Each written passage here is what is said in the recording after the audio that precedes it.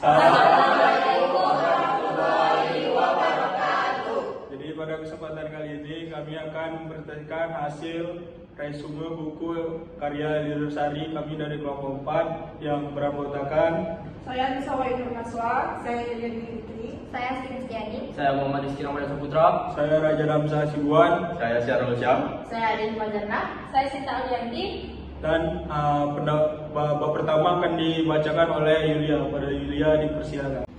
Baiklah, di sini saya akan menjelaskan bab 1 yaitu pendahuluan yang terdiri dari ilmu dan pengetahuan. Ilmu dan pengetahuan ini merupakan dua kata yang berbeda atau perspektif, yang dimana ilmu merupakan bagian dari pengetahuan, sedangkan pengetahuan belum tentu bagian dari ilmu.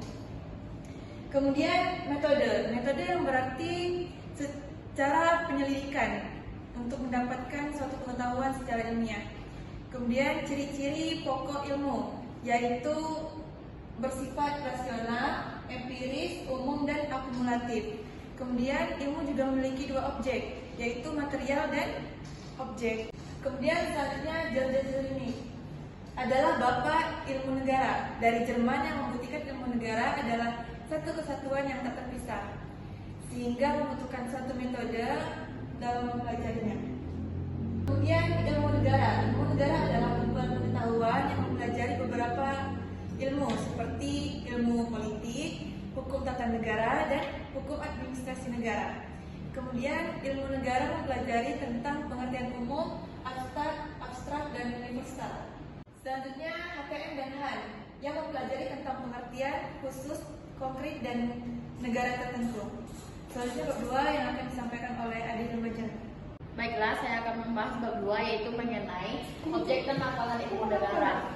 Terdapat beberapa objek dalam lapangan dan ilmu negara, yaitu yang pertama, objek negara adalah negara yang bersifat abstrak, universal, dan umum. Kemudian, secara abstrak menggambarkan asal mula negara, hakikat negara, bentuk dan pemerintahan negara. Kemudian, objek ilmu negara adalah organisasi kekuasaan sesuai dengan batasan dan lapangan yang tepat dalam kajian ilmu negara. Selanjutnya itu ilmu negara adalah teori negara yang berkembang secara maksimal untuk memenuhi kriteria umum tertentu. Nah, yang terakhir yaitu secara umum teori adalah ada tiga yaitu formal, substansi, dan positif. Selanjutnya akan dibahas oleh Asti. Selanjutnya bab 3 tentang sifat dan hakikat negara, di mana agama memberikan pemahaman tentang negara yaitu sebagai organisasi kewibawaan, dan konsep negara dalam bahasa Arab yaitu dalayatun daulah yang artinya bergilir, beredar, dan berputar. Hakikat negara adalah sifat dari suatu negara untuk menciptakan cita-cita dan tujuan bangsa. Menurut R. Cronenberg, sifat dan hakikat negara adalah suatu organisasi yang diciptakan oleh sekelompok manusia agar dapat mewujudkan kepentingan bangsa. Sifat-sifat negara antara lain memaksa, monopoli, menyeluruh, dan unsur-unsur negara terdiri dari harus ada rakyat, harus ada wilayah, dan harus ada pemerintah yang berdaulat. Selanjutnya akan dibahas oleh Syahrul. Selanjutnya saya akan menjelaskan materi bab 4 teori asal mula dan hakikat negara. Ada beberapa teori yang harus dipahami dalam mempelajari ilmu negara. Yang satu ada teori perjanjian, yang kedua ada teori ketuhanan, dan ketiga ada teori asal mula negara. Yang pertama teori perjanjian, teori kontrak sosial sebagai dasar pembentukan negara dan masyarakat. Dan kedua teori ketuhanan, teori yang berkaitan dengan keberadaan Tuhan. Yang ketiga teori asal mula negara yang membahas bagaimana timbulnya negara atau bagaimana terjadinya negara bisa terbentuk. Thomas Aquinas membagi hukum menjadi 4 golongan. Yang pertama, hukum abadi adalah hukum yang berakar dari Tuhan. Yang kedua, ada hukum alam, hukum yang berpikir manusia bagian dari Tuhan. Yang ketiga, ada hukum Tuhan adalah hukum yang memimpin manusia ke arah kesucian. Dan 4, hukum positif adalah hukum alam yang sesuai dengan syarat khusus mengatur dan di dalam negara. Kedaulatan ada 4, yaitu kedaulatan Tuhan, kedaulatan agama, kedaulatan rakyat, kedaulatan negara, dan kedaulatan hukum. Materi selanjutnya akan dijelaskan oleh Anissa. Baiklah, selanjutnya saya akan menjelaskan bab 5 mengenai tujuan dan fungsi negara. Tujuan negara Indonesia terdapat dalam pembukaan Undang-Undang Dasar 1945, diantaranya 1. Melindungi segenap bangsa Indonesia dan seluruh tumpah darah Indonesia. 2. Memajukan kesejahteraan umum. 3. Mencerdaskan kehidupan bangsa. Dan yang keempat, mewujudkan ketertiban dunia berdasarkan kemerdekaan, perdamaian abadi, dan keadilan sosial. Adapun salah satu pendapat para ahli, yaitu Aristoteles, yang mengatakan bahwa negara yang dimaksud ialah negara yang mementingkan kepentingan warga negaranya agar dapat hidup bahagia dan baik. Pendapat John Locke, fungsi negara terbagi menjadi 3. Yang pertama legislatif, eksekutif, dan federatif. Fungsi negara pertama pada abad 16 di Perancis terdiri atas 5. Yang pertama diplomasi, yang kedua justisi, yang ketiga defensi, yang keempat polisi, dan yang kelima finansi.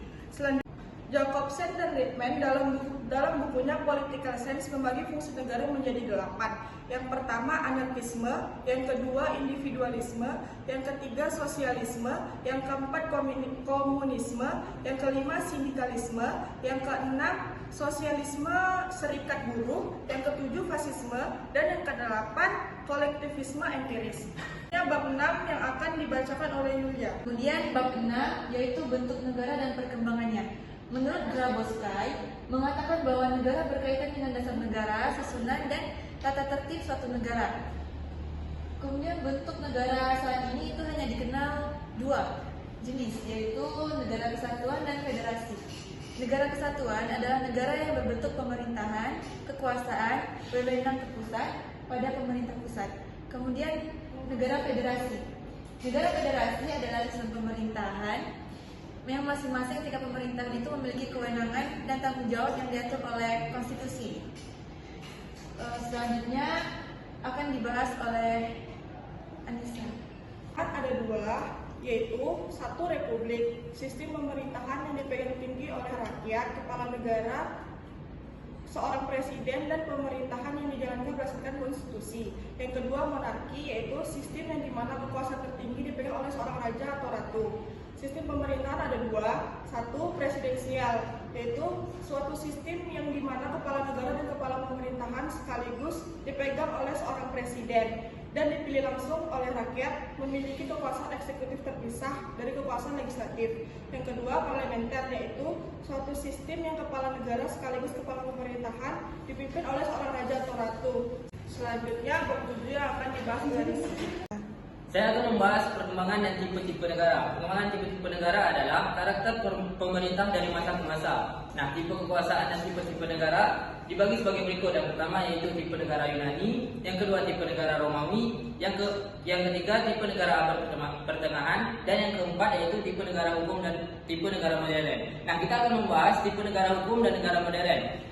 Tipe negara hukum dan negara modern adalah pemerintahan yang absolut sebagai perjuangan untuk menegakkan atau memberikan perlindungan terhadap hak asasi manusia. Tipe negara modern dan negara hukum memiliki ciri-ciri sebagai berikut. Yang pertama yaitu adanya pengaturan dan perlindungan HAM.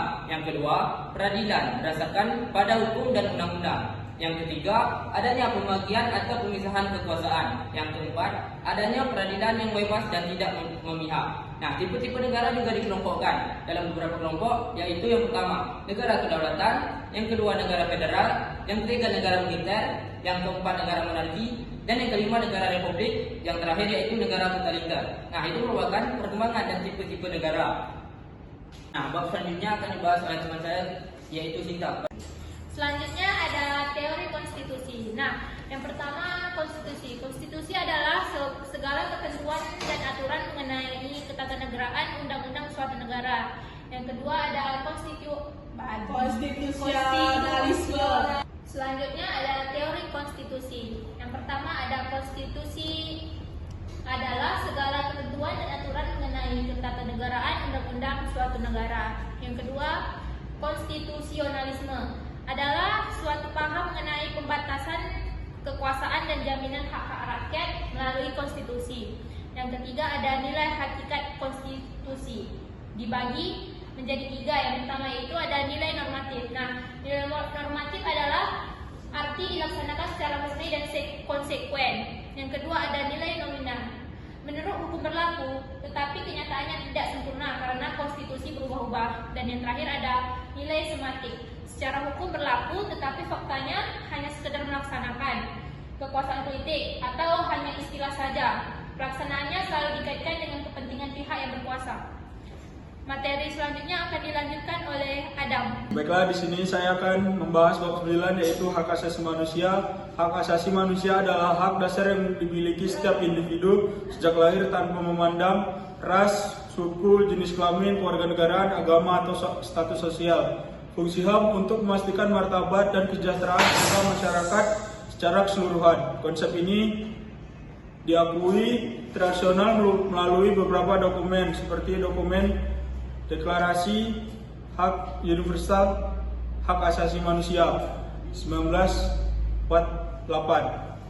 Lingkup HAM dalam batang tubuh UUD 1945 sebelum amandemen yaitu yang pertama, hak atas kebebasan untuk berpendapat diatur dalam pasal 28. Yang kedua, hak atas kedudukan yang sama di dalam hukum diatur pada pasal 27 ayat 1. Hak kebebasan beragama diatur pada pasal 29, hak atas penghidupan atau yang kehidupan layak diatur dalam pasal 272 ayat 2.